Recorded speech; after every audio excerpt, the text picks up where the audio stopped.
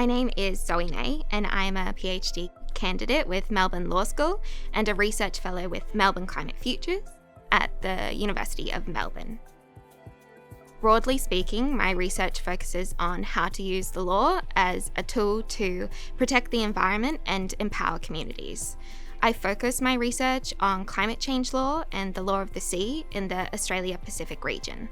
Outside of my research with the University of Melbourne, I am also a member of World's Youth for Climate Justice, which is an international youth-led organisation behind the campaign to seek an advisory opinion from the International Court of Justice on issues of climate change and human rights.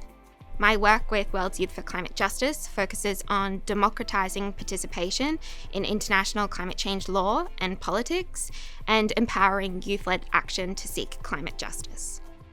If you had asked me at 5 years old what I wanted to do when I grew up, I probably would not have said climate change law researcher. But that all changed for me about 10 years ago when I was 13 and I started learning about climate change.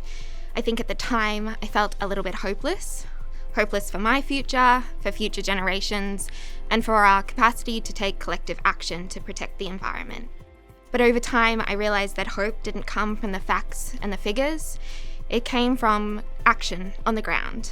For me, after I graduated, that looked like pursuing a law degree and focusing on climate change law. During this time, I became really interested in climate justice in the Pacific Islands region.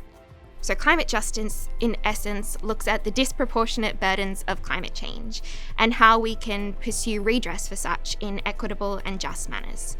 And so in the Pacific Islands region, we see that they've contributed the least, but it impacted the most. So after I finished my law degree, I was focused on how Pacific Island states could pursue climate justice on the international stage. In the Melbourne Climate Futures Academy, I am surrounded by climate researchers, activists, leaders, innovators from all across the world and from all different disciplines. I can take more of an innovative approach to my research by talking to climate scientists and economists, as well as up-and-coming climate change educators and creatives. Oftentimes, researching climate change can feel a little bit disempowering or disheartening, just given the scale of the crisis.